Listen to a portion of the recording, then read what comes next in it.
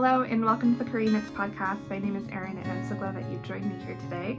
I hope you enjoy the new background arrangement. I was able to bring in a couch from our spare room and I redid my office a little bit so that I'm not sitting on the floor in front of the yarn wall, and I can now be comfortable in a couch, which is just lovely. And if you see a tail over here, that is my dog, and he is also a lot more happy with this arrangement because he finally has somewhere to lie down that is comfortable. I actually had been using my Sunday sweater that very unfortunately felted last year. I had accidentally put it in the washing machine when I came back from Copenhagen last year.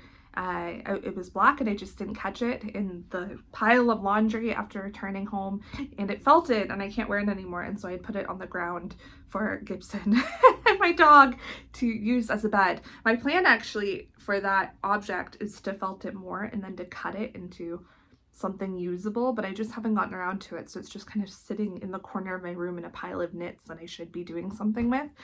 Maybe one day I'll go through all of them. That would be a fun video to do over Christmas, I think. But yeah, I guess we should just get straight in with the knits. So let's start first with what I'm wearing. The Shrike Cardigan is officially complete. What is hanging? Oh, it's just some mohair. That's okay then. Yes, I have finally finished my Shrike Cardigan after the woes of the DPNs. Thank you for all your comments. Yes, I know that moisture is needed for mold, I promise. I think that I spilled water on it, but anyways, my new DPNs have been working lovely, and I'm so excited to have the Shrike Cardigan off of my needles. But what I thought would happen is exactly what happened, that I'm just not drawn to this color so much this time of year. It just reads to me as so much more of a spring color, and so I've been wearing it some, but perhaps not as much as I will be when it comes around January, February, and I'm drawn to this sweater, this cardigan again. But the fit of it is absolutely incredible. It is just awaiting buttons because I don't think I have adequate buttons in my stash. I tried a whole bunch of them with it. I think either silver or lavender buttons would probably be best with this cardigan. I'm a silver girly. I've got silver jewelry, and yeah, so I think silver would just go with most of my outfits. I try to lean silver in everything I do because I've got a cool complexion, but I think that's why this color suits me quite well. I think I'm a winter, and I think this cardigan is more of a summer, if I'm not mistaken. So it's not like perfect for my skin tone, but I do think it suits me quite well. I just love the way that the sleeves have turned out.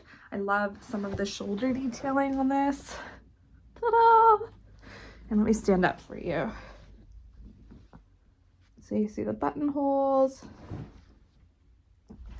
And yeah, so the testness for this has already started. I want to give a huge thank you to all my testers who have been going through the woes of a beginning pattern with me. It was my first time doing a whole lot of things in patterns, and there were definitely some growing pains in the first week or so, but I just want to give a huge thank you to everyone who's helped me out on this journey. I think the pattern is going smoothly now.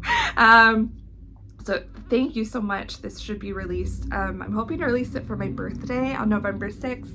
And yeah, the Shrike Cardigan, I've already started another one, which I'll show you in a minute, but I think it's just a great basic cardigan. And if you're like me, the reason that I'm so drawn to a broken rib, especially in a cardigan, is that when I'm knitting flat, I don't love the really long purl rows. I find them really arduous and I find they hurt my hands.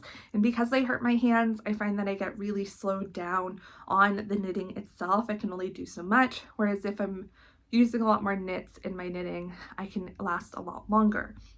So with the broken rib, you are knitting every other row, and instead of purling every other row, you are doing a knit one, purl one every other row. So it decreases your purls by half on the body, and then on the sleeves obviously you do add more purls because that would traditionally be knitting in the round, but I find that knit purl hurts my hands a lot less than straight up purling does, and so that's a sacrifice I'm willing to make. If you're someone that wants to just take out all purls and try that for yourself, I think that this cardigan would actually look just fine if instead of a broken rib on the sleeves you just picked up here and then did stockinette in the round. I think that would look absolutely fine as well if you are really just like a no purl, no go kind of person. But for me, it's not that I don't dislike purls, it's that I am cognizant of my hand health.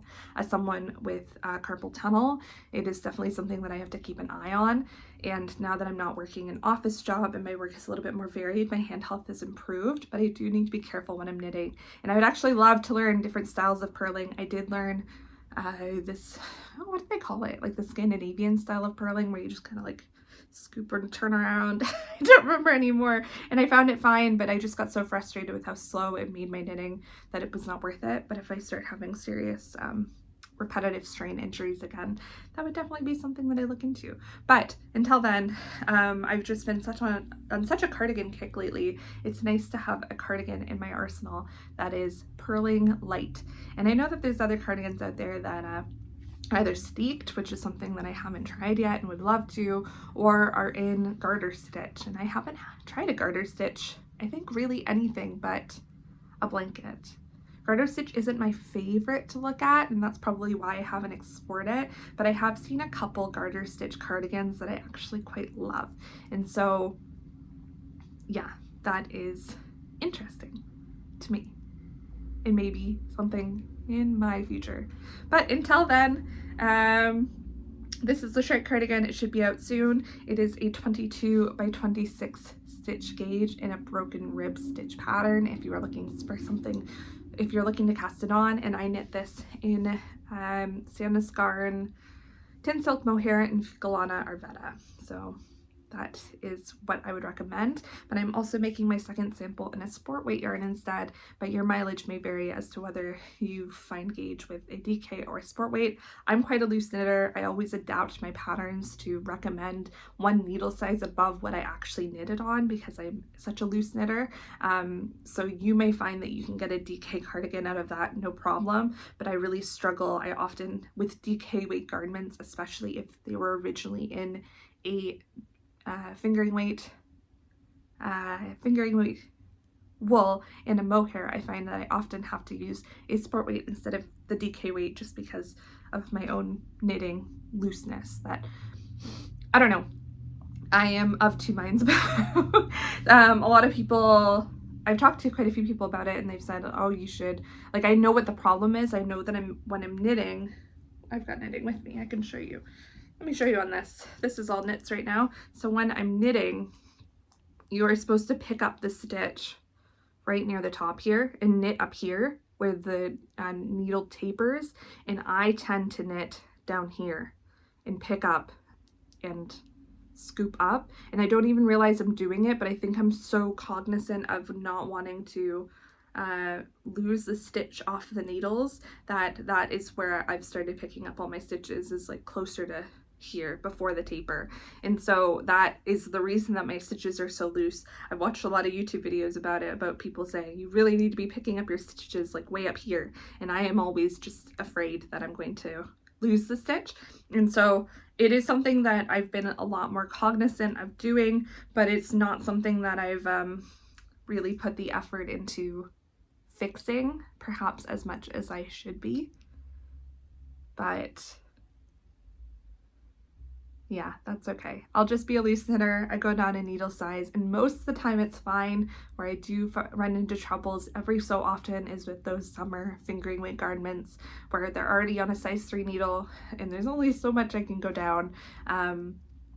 So I just need to be careful about my pattern choices anyway. But I don't love knitting on smaller needles like that for too long anyways, so I would probably just opt for a different garment in that case. But let's get into the exciting part. So I am so excited to announce the beginning of a new knit along. It is the Great Canadian Knit Along / Make Along, and I am hosting it with the lovely Rachel of We'll See Knitting. We both have a huge passion for Canadian yarn, and we wanted to throw Canadian designers in there as well to give a shout out to all of our Canadians in this space. So with this make along, all you have to do is post on Instagram. I will put a hashtag up above. Should be like Great Canadian MKAL, something along those lines. Use that hashtag and you will be entered to win some fun prizes. And what our vision of this was, it's just a celebration of Canadian makers and Canadian wools. Canadian wool is some of my favorite wool to work with. I love especially vintage Canadian wool. There's something so special about finding wool that was made in the 80s and 90s and being able to use it up.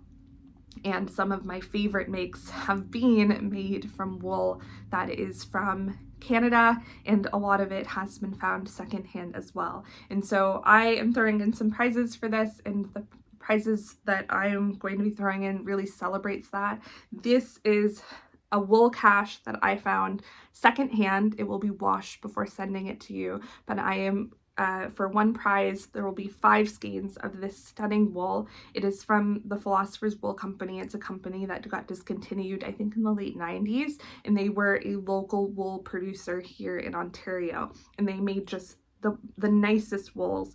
This is a beautiful blue color. I've got 5 of these that I will be giving out, which should be enough to make a sweater or a vest, depending on what you're looking for, what your size is, what your gauge is.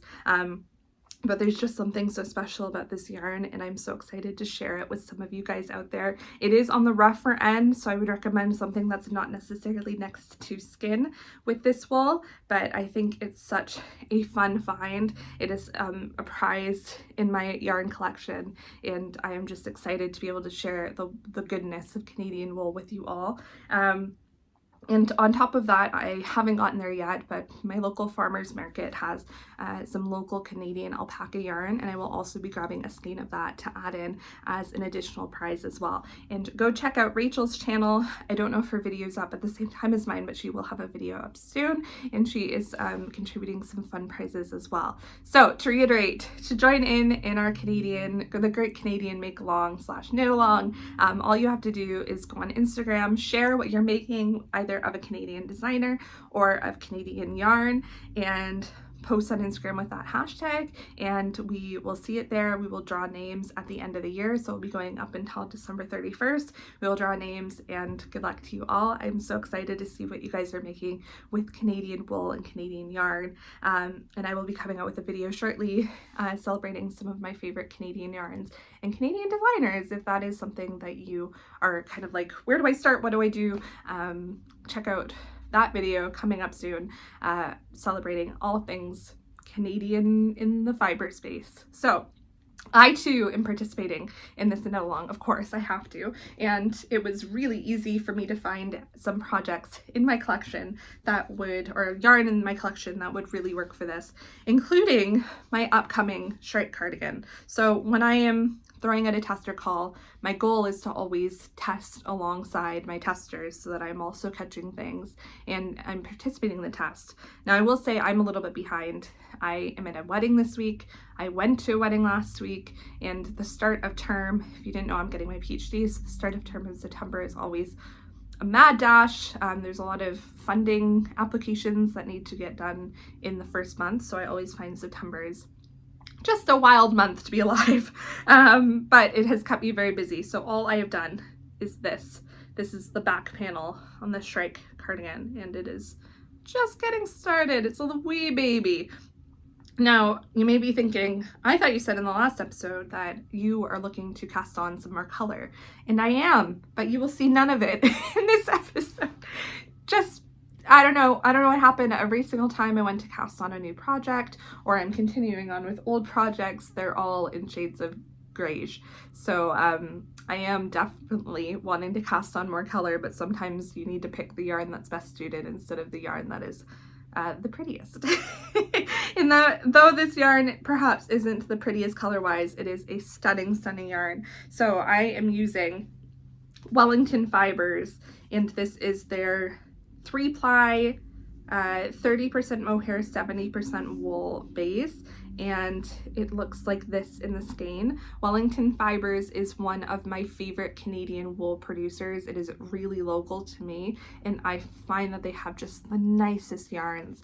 Almost all of their yarn has a mohair and wool content spun in it, and I think it's just a really unique way to use mohair. I think a lot of us think of mohair as a second strand instead of something that's incorporated in with the wool itself. The mohair here is incorporated, which I think is really cool. And interestingly, it does have a little bit of a fluff halo, but certainly not as much as a second skein or a second strand of mohair would give, and I actually vastly prefer that. I'm actually not a huge fan of the halo that mohair gives. I use mohair for the lightness that it allows in my garments, but this kind of has the best of both worlds. I find that the skeins last a long time, that the wool itself really lasts well because of the mohair and the wool content. I don't notice my sweaters that are made out of this pilling as much, and I am just always so impressed with Wellington fibers, and they have beautiful colors. I have only really gotten gray and black yarns from them, but they do have absolutely stunning colors if you check them out as well. They are all over the place at different festivals and things in Ontario. If you are local to here, you should be able to find them at your next wool market festival type situation, but if you are outside of the vicinity, definitely check out their website. Their yarn kind of comes and goes on there, but I haven't ordered from the website exactly, but I have been on their website a whole bunch and just love their yarn. That's what I'm working with. This is what I was saying as well, is that typically, and a lot of my testers are using DK weight yarns. I'm using a sport weight yarn, and I'm absolutely fine with the fabric that it's producing. It's not the densest, but I don't love wearing super dense fabrics next to skin as a cardigan, although my office is freezing and this house is freezing. Actually, maybe I should go for some denser. You know, I'm still very much in the renter mindset when it comes to the temperature inside buildings, because for whatever reason, every single building I've lived in here likes to pump the heat into the units like no other. And it doesn't make sense to me because it's upping their hydro bill or gas bill, depending on the type of heating. And I would always keep my windows open in the dead of winter in Canada because it was so hot inside of these units. So I think I'm still in the mindset that in my house, I need to dress in very light layers because it's hot in the house. But last winter in this 130-year-old home, it was freaking freezing. So perhaps that is not what I should be thinking of. Maybe I should be making a denser fabric. Oh well, not for this cardigan. I think that this cardigan will be intensely wearable. I've been wanting a black cardigan for a long time because my store-bought black cardigan is falling apart. There are holes, it's in tatters, I need to replace it. And so once this is done, I will be saying goodbye to that cardigan at long last, and I will have a beautiful knit cardigan to replace it with. And that being said, that black cardigan that I wear all the time is cropped, so I'm planning to make this quite a cropped fit as well. I almost always wear high-waisted pants, skirts, dresses, etc. It'll be perfect for all of those things. I'm hoping it hits me kind of right at the waistline, which will be shorter than this one is and shorter than the pattern is, but I think will work well for my wardrobe. And of course, that's a modification that's very easy to make and that some of my testers are making as well.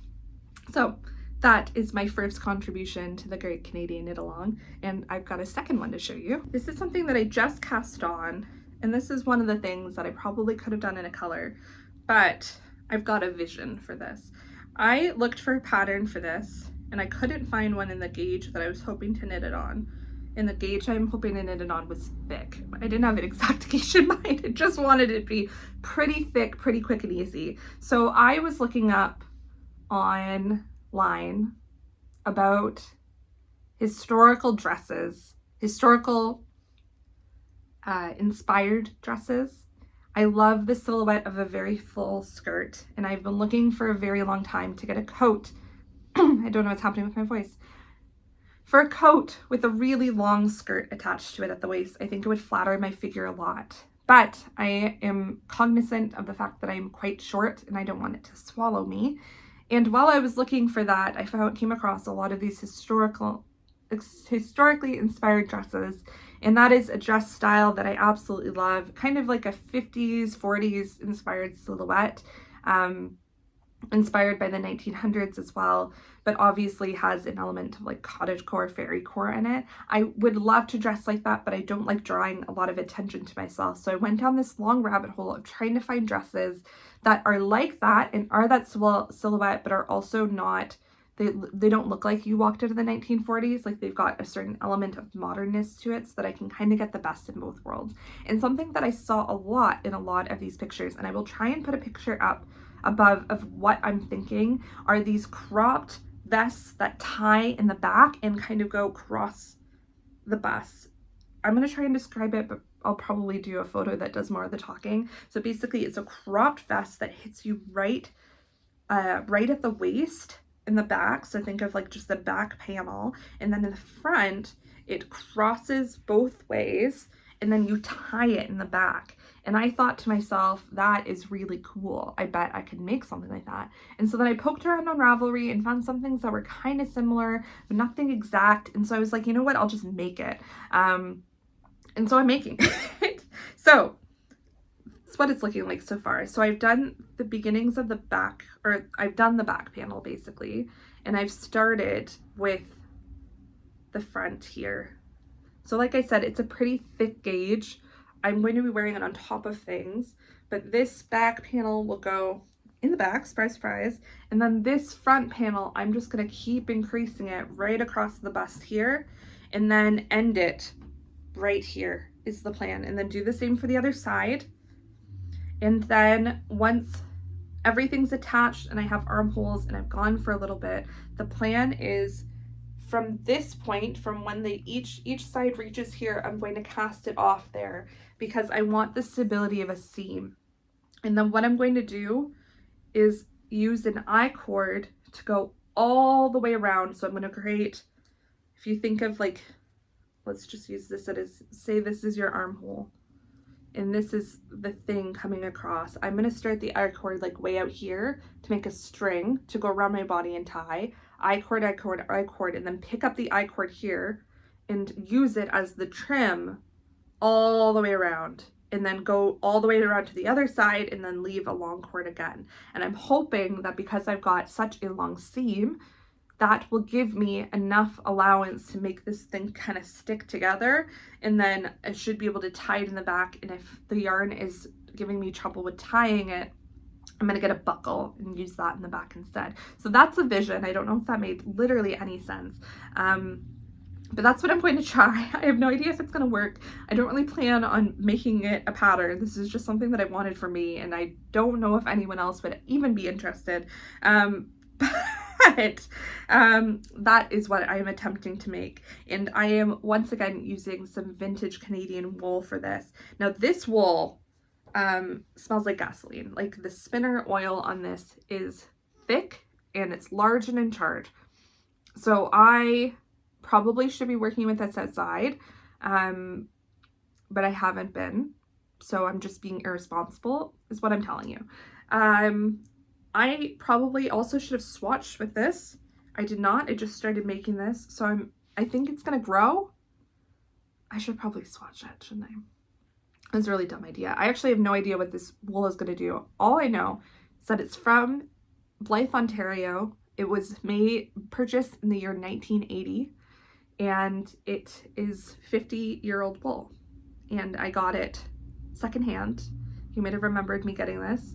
I'm still thrilled to have it. I'm thrilled to finally be using it. I think that something on the outside is perfect for it. I have like 10 skeins of this, so this vest is certainly not going to use all of it. I was saving it to make like a jacket one day, but I just decided I've got too much yarn to be being precious about it. I'm just going to use it for the vest, and then the rest of it I'll see what I want to do. Or maybe I'll make a second vest and dye one of the vests black or something. But I thought this color would be cool.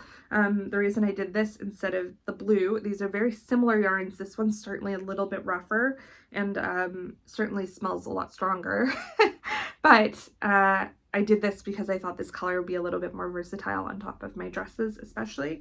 That's kind of the plan. I think I think I measured it at a 14 stitch gauge here, and it smells really strong. I should definitely be outside with this, but I'm so excited to see how it blocks out. It will be getting a very, very long bath in a wool wash, and that's all I have to say about that, I guess, for now. Hopefully next time I'll have more of like I've really just started this. I'll have more to show you so that you can get a better idea of what I'm talking about here. But I think that it's going to be perfect to warm up dresses in the winter, but also to add just another design element to especially my long sleeve dresses, to both taper them in at the waist a little bit more, but also just to give them a little bit more interest, especially as I kind of lean into more volume in my skirts, which is something that I'd been kind of afraid to do to this point just because I thought it would draw too much attention. I was far too short for it. I find that if I get them to hit the right length, they're actually quite flattering and I like wearing them. So hopefully it'll all be fine in the end. In the end, we're dreaming. And then also that really didn't take very long because the gauge is so thick. I'm using 5mm needles for it. So if I have to take it all out at the end, so be it. So be it. It'll be fine. It'll be fine. My main concern is structure and the integrity of the fabric, especially if I'm going to be tying it constantly. My other option is to knit it to the sides here and then attach like a ribbon or something to go in the back to give me more of a tie element to it, but we shall see what we're kind of working with. I'm going to need to do all the seams anyways, and I think a double knit band is the way to go for that, but I just don't know, like all the ones I've seen have been made out of like tweed type fabric or like actual fabric, so I don't even know if this can be done with knitting, but I'm sure as heck gonna try. And I'll keep you updated. I have a finished object to share. I just kind of jumped the gun. It's finished but not blocked, and thus there are strings, but I swear it is fully knit, and it is my Sauble Slipover. Hooray! We have knit her. So maybe I should put her on. Let me put her on. Okay, so this is the Sauble Slipover. This isn't really how I would wear it with just bare arms. I would definitely put a long sleeve or like a dress shirt or something underneath it, but this is what it's looking like. So if you haven't been following, my idea behind this is basically the exact same as the Sauble tank pattern, just with an extended ribbing here and some extended ribbing on the hem to make it more appropriate for fall as a slipover. The boxy tank top is basically the exact same shape as a sweater vest or slipover is, and so I thought I might as well just add that modification to the pattern and use it as a slipover as well. And I figured if I was doing it for myself, I might as well do it for you all. And so once I get this blocked and I can take photos of it, it will be out in the world for you guys to purchase, or if you already have the Sauble tank, you'll get this as an update to your pattern for free. So I will be selling them as 2 separate patterns on Ravelry, but when you buy one, you're going to get the other one for free. And the only reason I'm selling them as 2 separate patterns is because I have no idea how to tell Ravelry that this is both a summer tank top and a winter sweater vest. And for people to accurately be able to find it in search, or to market it or to anything like that, I just don't know how that would even be feasible. And that is why it is going to be 2 patterns, but I'm going to make it so that when you buy one, you're going to get the PDFs to both of them. And if you already have the Sauble tank, you will get this as a free update. It should be within the next week. I just need to I steam blocked it, but I didn't like block it. So I need to breathe. I just need to block this and take proper photos of it. And while I'm at it, I might take better photos of the Sauble tank pattern because I'm not keen on those photos and the way that they turned out because I was frantically doing it in a Airbnb in Kent, which wasn't ideal. But I think I could get better photos now that I'm home and have a little bit more control over my space and my lighting and my surroundings, which I did not in Kent, which was not an ideal way to do that. But you live and you learn. So I'm super happy with this. I knit a size 4. I think I'm gonna see how this blocks out, but I think I might actually prefer a size 5 if you're making this for the slipover, just to give a little bit more positive ease to have shirts and things underneath it. But it really depends. So size 4 is my favorite fit for the tank. I suspect that a size 5 would probably be my favorite fit for the slipover. Your mileage may vary depending on if you want something on the tighter end or on the looser end. But let me stand up and quickly show this to you. So that's what this looks like. Ta-da! So I also made this a little bit longer than I did the tank. I did about 1 extra repeat just because I prefer my sweater vest to be a little bit on the longer end, and I knit this in Drops Lima, which is a DK weight wool and alpaca blend, and I think it suits this pattern really, really well. And so I can't wait to see some more Sauble Slipovers out in the world. Look out for it in about a week from now. It'll be in your inbox if you have the pattern, or if you don't yet have the pattern, you can get kind of 2 for the price of 1. So yeah, very excited about this. And then just a quick update just to say that I'm still testing the Tendreil Sweater by the Knit Pearl Girl, which looks like this. I think since last time I put the neckline on, and then I've added a couple inches to the body, and we're still going with the body. It's fitting really great. I put it on cords and tried it on the other day. You can definitely tell where the yarn, when this is where I blocked it from here up, and from here down is where it is unblocked. And you can totally tell, which I think is just shows the wonders of blocking, but also just shows the horrors of dealing with yarn that has already been knit into a sweater. All of the yarn kind of has these light kinks in it, and you can definitely see it in the yarn. It's all taken away with a good blocking, but if that is something that bothers you, I would recommend not necessarily knitting with pre-loved or pre-used yarn. This was a sweater that I had made that I had frogged, and I'm now making this with. I would just recommend soaking it before, if that is something that would bother you. It bothers me a little bit, but not enough to do the extra work. So we're just dealing with this for now, and that is perfectly fine. I am really excited to be kind of done with this. I love the pattern. I think that the finished product is going to be amazing. I just don't want to stare at this color anymore. I wish I had cast it on in a brighter color because I think this sweater would suit it really well, but it is what it is, and I made decisions, and we're gonna carry on with these decisions. It was to the point, it's about a month left of this test. It was a really long testing time, like 3 or 4 months, which is why everyone's kind of picking it up again now, because I think a lot of us started it in June and then came back to it. Now it's September, and I just wish that when I had come back to it in September, I just cast it on in a brighter yarn. I think I'd be enjoying it a lot more, and I think I'd be a lot more excited about it, but that's okay. I think that this is a lovely pattern, and I know that Sophie is now modifying it to be a V-neck as well, and I think it's going to be included in the pattern. So if you are someone that really likes the design of this sweater and you would prefer it in a V-neck, that is going to be an option as well, which I'm very excited about. I am so excited to cast on new things on my needles. Obviously, a lot of what I've shown you today is kind of in its infancy stages of being knit, which annoys me because I'm so excited to cast on some things. I'm desperate to cast on, like I said before, something with color, but also something with texture. And so hopefully soon I can cast on something that has both of those things to kind of satisfy that itch. At least one, I would love at least one whip that is both colorful and a little bit more intricate, like not too intricate, but a little bit more intricate to keep interest. A lot of what I have left on the needles, Shrike aside, is just stockinette, which is great. I don't remember the last time I had so many things that are just stockinette, but I think I would love some cables, and I would love something on like a 4.5 or 5 millimeter needle.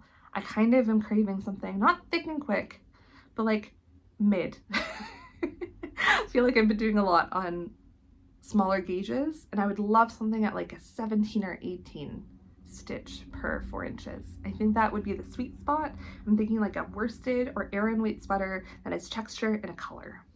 That's the dream. That's the dream. And it would be the Sauble sweater. I still want to cast it on, but I just kind of want to knit something of someone else's right now. So I think I'll be casting on something else. And I've got some things in mind, but I'm not fully set on anything yet. So that is in my future and yours.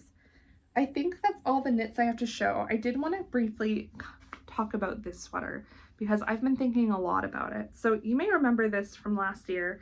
It was a languishing whip. I think I put it on hold in like May just because it was getting too warm to be knitting on something this soft and lush. And it is my sweater number 23 by My Favorite Things Knitwear. And it's in this stunning blue color. Looking on the screen, it makes me want to knit it. But I don't know what I was thinking. So this is on hold. It's knit in Drops Air and Drops Kid Silk Mohair. I love Drops Air. I do not love Drops Kid Silk Mohair, and this was the last of the Kid Silk Mohair that I had purchased before I decided I'm not knitting with this yarn anymore. It's an amazing price for mohair, but it hurts my hands when I knit it and it's not worth it. So this is the last sweaters quantity of this yarn that I have in my stash, and I was using it and I got it specifically to go with this Drops Air. And I love this sweater design. I love the back detailing. You can't tell as much just because it has it's so much fluff to this but it kind of has some stitches on the back, kind of similar to this but in stockinette, and I think it looks really stunning. And I've done all the hard part. It's literally just stockinette and the round that's left. So why am I hesitating on it? I was working on this for a little bit this week and then I stopped and I put it on some barber cords and tried it on, and it is huge, like huge. I don't know what I was thinking. I don't even remember what size I was making because I did not make good notes on it. I mean, I could figure it out. I could count the stitches. I could figure out where I am.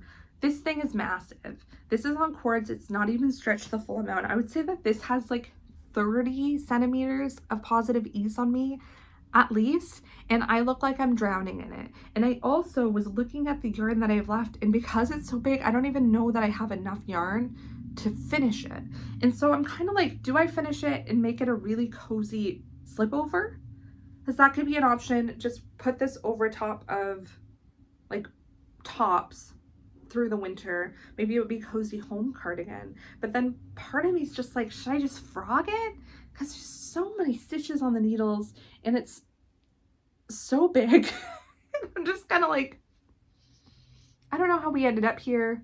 I don't know what I was drinking at the end of last winter, if I was just so delusional from the lack of sunlight.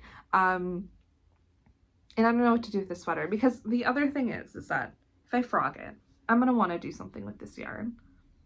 But I don't want to have to use, like, knit up all of that Drops Kid Silk mohair. And at this point, I don't think the Drops Air and the Drops Kid Silk would separate very well after having been knit together for about 6 months. I think when I frog it, I'd have to keep those two strands together to reknit into something else. And then I'm just creating a problem for myself again, as I'm then knitting with Kid Silk mohair for a whole other garment when I could just carry on with this one. I think I've talked myself into carrying on with this one, but I don't know if you can tell just from up here how absolutely massive this sweater is. And I know that my favorite things knitwear patterns have a lot of positive ease built into them usually, and usually I size down. It will say have 20 centimeters, for example, of positive ease. I'm much more comfortable around the 10 centimeter mark.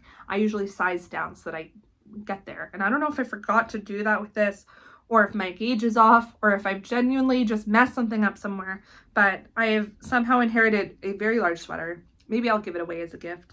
But I don't know that I have enough yarn to do the whole sleeve. So I don't know what I'm going to do with it. That's part of the reason it's still languishing, is because I went to go pick it up and knit on it again, and then I just kind of stared at it for a little bit. And then I was like, I don't want to do this anymore. So this is hanging out for now. Looking into the viewfinder, I think the color is absolutely stunning. I'd love to have something in this color. I don't know if this is the one. And then, because it is purportedly fall, even though the weather is like 25 degrees and sunny all this week, which I despise. I hate it. But at least the nights are really cool, and so my house is a decent temperature, which at least I've got that. I pulled this cardigan out of storage, and I don't know, all of my other knitwear that I had put in storage was great. It did fine over the winter. This guy stretched out to no other, so I'm going to give it another block, but I'm just a little bit worried that something happened to it. I think I'm just being paranoid. There's also a string hanging out, but this is... Now, I always get her cardigan pattern names confused because I've done 2 of her cardigans now. I think this is the oversized seasons cardigan, and I think I was calling the field day sweater, or it's one of the 2. I don't remember which one's which. It's the one that's in a fisherman's rib pattern. But I had made this, I think last year, out of Knitting for Olive merino and mohair, the combination. I had gotten this in their first Ukraine relief sale, and I love this yarn combination together. It is a spinning brown color, and let me just put it on for you really quick. You know what? It looks fine sitting. I'm going to stand up. The problem with this setup is that I can't really stand up as easily and show you things because the camera is actually quite close to me. So let me try like kneeling on the couch here. I don't know if you can tell, but it has stretched out so much. Like look at how this, like my armpit is up here. This is where the pit is, and this is where the sleeve is. Now, this cardigan was certainly on a little bit oversized, but I don't remember it being this oversized, and it goes past my butt now. So I'm gonna give it another block. I don't really know what happened to it. I'm certainly, I think, going to be removing these buttons and either reattaching them or reattaching different ones because they look awful now. And I just don't know how this happened. I don't know if I rolled it too tightly to preserve it. I don't know if there was something pressing on it. I don't know. So, I mean, this is a cardigan that I wore a lot last year and that I really love and appreciate. And I actually think looks really good with my hair now, my dark brown as opposed to the blonde. And it is something that I would like to wear again because I think it's really lovely and I worked very hard on it. Fisherman's rib takes a long time. So hopefully I can block this and kind of smush it back into shape. But this, and there's actually another sweater that I find are just a little bit too big if this doesn't block back into place. And I'm kind of wondering, like, do I reknit it in some spots to fix it? Or do I try and felt it a little bit? That scares me. That scares me a lot. So maybe I'll make a video series of going through sweaters that I have little problems with and trying to fix them. I mean, for almost all of them, I have yarn available to me to fix it that I could reknit parts. This, I use almost every inch of that yarn. So I don't have extra yarn to reknit with, but I would potentially have more yarn if this is too big. If I'm frogging back, I could have more yarn to use. And holy heck, is this sweater a lot more warm than the purple one that I was wearing. So hold on. Okay, that is much better. That sweater is, holy heck, very warm. So yeah, I think that's just because it's a worsted weight yarn as opposed to the fingering weight yarn and mohair that this one is. But anyways, I think that is all I have to share with you today. I don't have any new yarn purchases. I mean, thank God for my wallet. I was looking to actually make a purchase. If you don't know the knitting cafe, I've lost it. The Knitting Loft. Thank you. The Knitting Loft in Toronto. What am I thinking? Oh gosh. The Knitting Loft in Toronto is having a birthday sale this upcoming Friday. I think it will be the day I post this, where they have 25% off all of their yarn. And I got that email and I was like, ooh, I'll purchase something. And then just last night, I rearranged my room to do this. And I went through my whole yarn collection and just reorganized it. And it was a brutal reminder that I should not be buying yarn at all. I have literally no reason to buy, especially brand new yarn. If I find it secondhand, that's one thing. Brand new yarn, don't need it. Why would I do that to myself? And so I will not be purchasing yarn on that sale. Hold me to it. I will not. But if you are in need of some yarn for a project, I would recommend checking out that sale because it is always wonderful to get yarn at not full price. And if you're wanting to participate in the Great Canadian MKAL, that is a good place to find. I actually don't know how much Canadian yarn they sell, but they certainly sell some. I know because I got this yarn there, and this is Canadian yarn here. This is Lichen and Lace. She's based out of, I think, New Brunswick, maybe Nova Scotia. It's New Brunswick, yeah. So that is from the Knitting Loft in Toronto, and this is Canadian. So I know that they have some, and they also have their own yarn brand that I quite like, that I've got some in my stash over there. But that is all I have for you today. I cannot wait to see what you're making. Again, use the hashtag Great Canadian MKAL, MKAL, Great Canadian MKAL. I'll get this right one of these days, guys. And between now and the end of the year, and be entered to win some really fun prizes. Also check out Rachel of the Woolsey Knitting podcast to hear her thoughts on this amazing make-along and some of the things that she's donating for prizes. And thank you so much for watching. I'll see you next time. Bye.